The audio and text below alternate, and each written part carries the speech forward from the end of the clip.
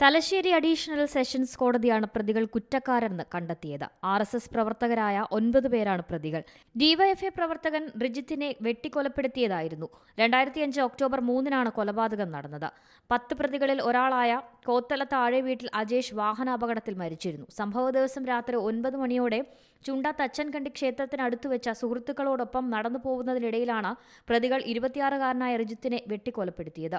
കൂടെയുണ്ടായിരുന്ന ഡിവൈഎഫ്ഐ പ്രവർത്തകരായ KV നികേഷ്, ചിറയിൽ Vikas, K Vimal തുടങ്ങിയവർക്ക് വെട്ടേറ്റിരുന്നു.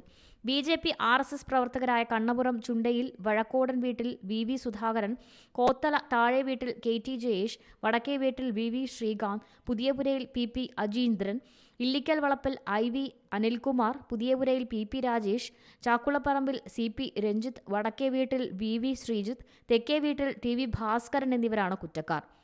മലയാളം ന്യൂസ്, കണ്ണൂർ. പുതിയ വാർത്തകളും വിശേഷങ്ങളും ഇനി വിരൽ തുമ്പിൽ. എല്ലാ ഡിജിറ്റൽ പ്ലാറ്റ്ഫോമുകളിലും ഇപ്പോൾ മലയാളം ന്യൂസ് ലഭ്യം.